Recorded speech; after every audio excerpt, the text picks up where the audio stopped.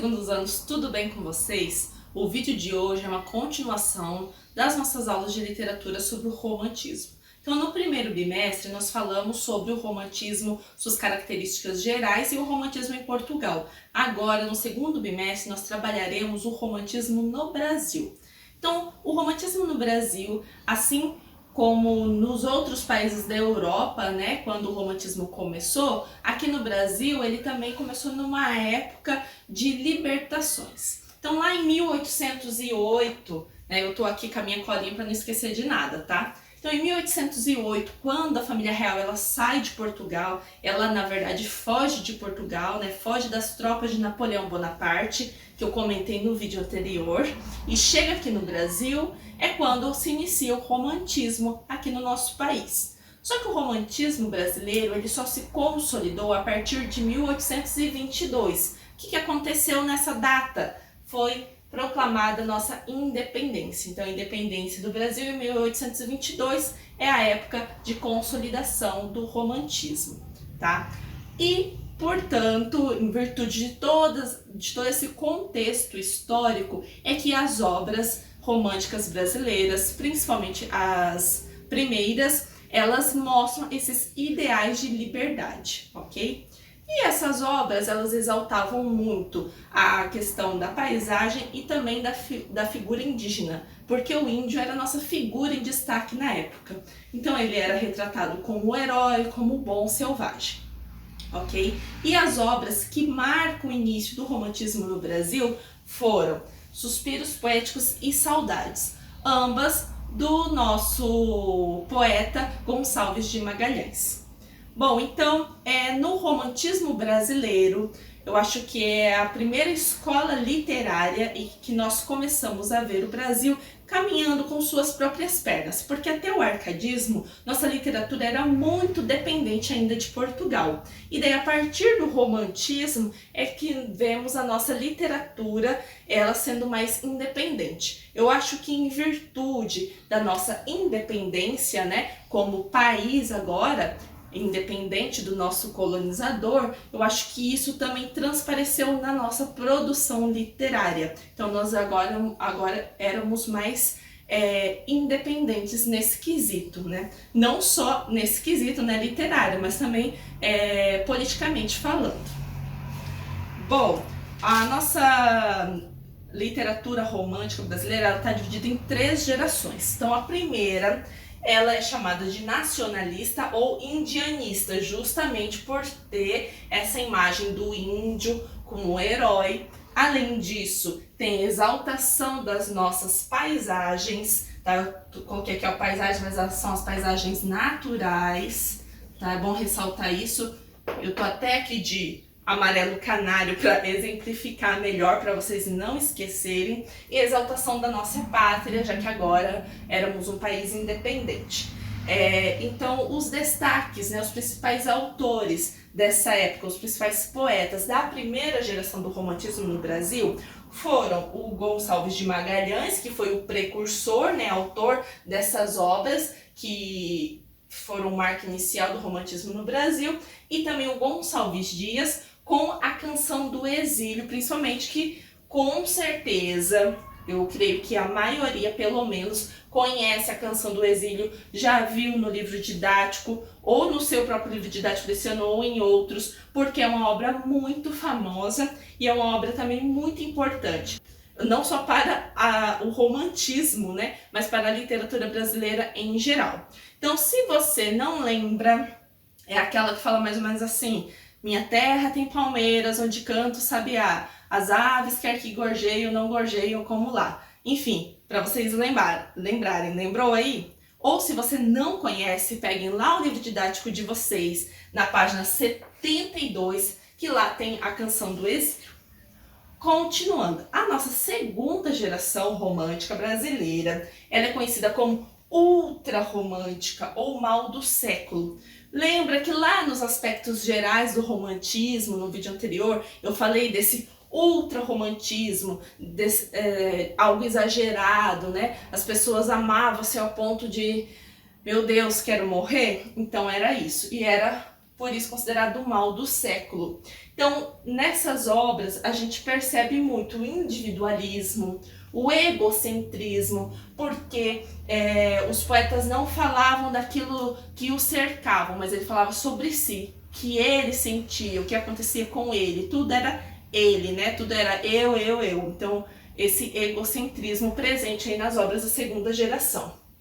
A questão do escapismo, a fuga da realidade, que também é uma das características gerais do romantismo que eu mencionei no vídeo anterior, tá? Tem aqui uma idealização da mulher, uma idealização de um amor, sabe? Eles pensam assim, uma mulher que eles não conhecem, eles idealizam ela assim de uma forma perfeita, então eles não a conhecem e provavelmente nunca vão conhecer alguém assim tão ideal quanto eles imaginavam. Então, por isso, eles acabam se frustrando. E às vezes o sofrimento é tanto, e eles querem tanto fugir dessa realidade, que eles acabam achando que a única saída é a morte. Então, na segunda geração, nós também temos isso como característica.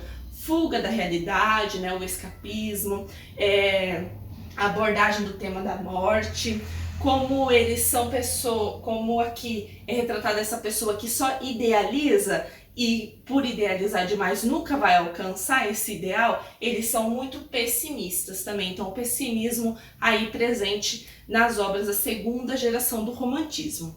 E na segunda geração, os autores que se destacaram foram o Álvares de Azevedo e o Casimiro de Abreu. O Álvares de Azevedo, uma das suas principais obras foi Lira dos 20 Anos, que também tem aí no livro de vocês. Então vão lá na página 80 e 81, que vai estar falando do Álvares de Azevedo e dessa obra Lira dos 20 Anos. E o Casimiro de Abreu,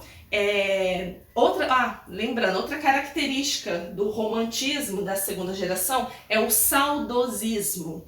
Então essa busca, essa fala sobre épocas passadas, principalmente a infância. Então o Casimiro de Abreu, ele retratou muito bem essa característica do saudosismo lá na obra Meus 8 Anos, porque ele vai falar justamente da sua infância, porque é uma época mais agradável, uma época que você às vezes é mais feliz, que você está ali no seio da sua família, se sente mais seguro, então é uma época boa de ser lembrada. Então o saudosismo também bem presente. Já a terceira geração do romantismo no Brasil, conhecida como social ou libertária, ela é a geração que está passando, que é a parte assim, de transição do romantismo para a escola literária sucessora, que é o realismo. Então agora, a partir da terceira geração, as obras elas não vão mais falar das coisas idealizadas, dos sonhos, assim como era na segunda geração. Não, agora a gente vai falar de realidade, de questões sociais. E aqui também muito presente a questão da abolição da escravidão. Por quê? Porque a terceira geração ocorre nessa época de libertação dos escravos, na época da Lei Áurea, ok? Então, as marcas que presentes nas obras dessa terceira geração é a abordagem das questões sociais, a abordagem sobre a abolição da escravidão e também aqui nós já vamos ter um toque de erotismo, porque na segunda geração a mulher ela estava ali retratada como um ser angelical, né, um ser intocável, inalcançável, inatingível, né, como uma deusa assim que você só contempla de longe, mas você nunca conseguirá tê-la, né? Agora, na terceira geração, não, a mulher ela era retratada de uma forma mais realista, tá? E também era empregado ali um pouco de erotismo. E esse erotismo, ele vai se intensificando cada vez mais na literatura, de acordo aí com as escolas literárias sucessoras. Então, depois, né, do romantismo vem o realismo, depois vem o naturalismo, e daí a gente vai ver o erotismo cada vez mais presente. Bom, o autor, né, que se destaca muito, né, na terceira geração é o Castro Alves, conhecido também como poeta dos escravos. justamente porque ele tratava da abolição, né, da escravatura nas suas obras, e uma das suas obras mais famosas é Navio Negreiro, que vai falar justamente sobre isso, sobre a libertação dos escravos, fala sobre o sofrimento, as humilhações que os negros sofriam, né, naquela época, e ele era a favor da Lei Áurea, né, da abolição da escravidão. Então essa é uma obra-prima dele que vocês também encontram lá na página 82 e 83, tem um fragmento de Navio Negreiro, então vale a pena consultar o livro didático de vocês, tá? Então esse é um resuminho da forma como ocorreu o romantismo no Brasil. Espero que vocês tenham gostado. Qualquer dúvida, né, me procurem aí, né, pelo Classroom, pelo Hangout, né, manda mensagem, comenta aqui no vídeo e espero que vocês tenham gostado da aula. Beijo grande, gente. Tchau!